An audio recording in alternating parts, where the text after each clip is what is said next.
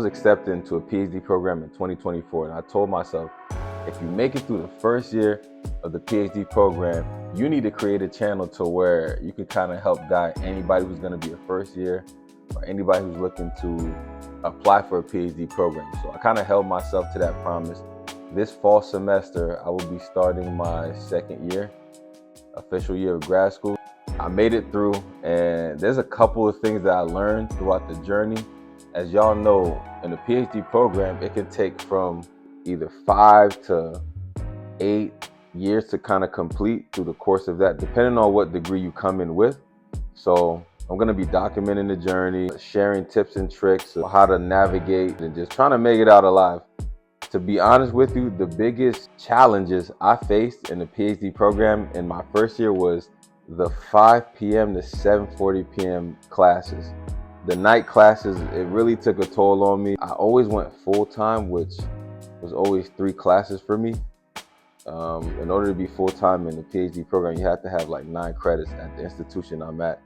Pretty sure that's pretty standard in general across all other institutions, but man, those 3 classes, I would have them like Monday, Tuesday, Wednesday, back to back. So I'm also a adjunct professor between 2 universities. So if there was ever a day where I was adjuncting and I had class, those days were some of the toughest days, where I would go from adjuncting in the morning to afternoon, then I have this big gap in between teaching at whichever university I was at and going to class. So I would just go to campus and, I don't know, grade papers until it's time for that 5 p.m. to 7:45 p.m. class. So that's one of the biggest things I found to be challenging, being accepted into the PhD program and just navigating that. All the other things, it's a lot of writing, it's a lot of reading, and just to be clear, I'm in a PhD for higher education program, just to give a little insight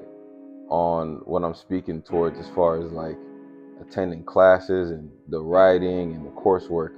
So yeah, I'm in a PhD of higher education program, and it's a lot of reading. One thing you're gonna have to do is diversify your time for reading. You gotta read a lot.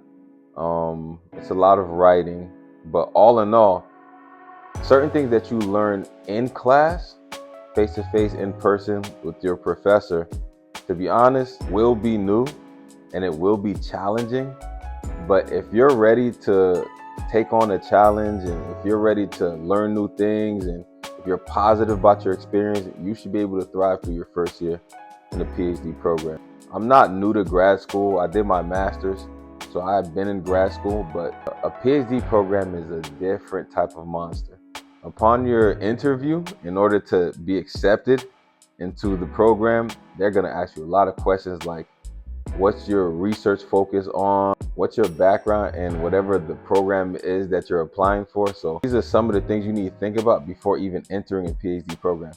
And to be honest with you, the reason why I entered the program, there's a specific section of education that I feel isn't getting the spotlight. So I chose that as my main focus and my research focus. I won't share it with you now, because once you get in the program, you'll see like between your cohort, there's a lot of people that keep their research interests on the hush hush. Like nobody, they'll show you the overview of it all, but they won't go into depth about their research focus and what they have going on.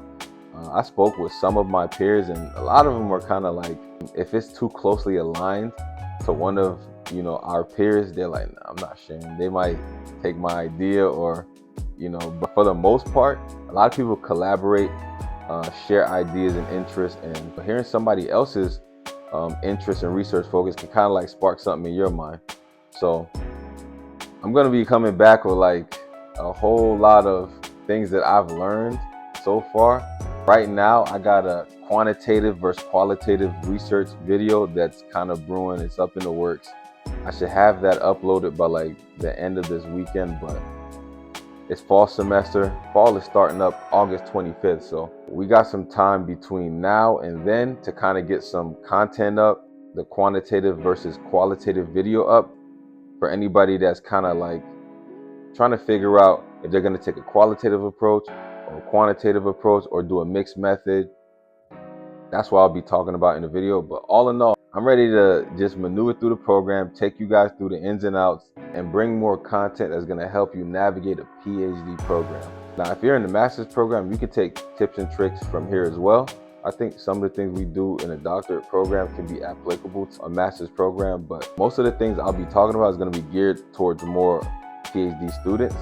So like, comment, subscribe, turn your notifications on, and I will be back with another video.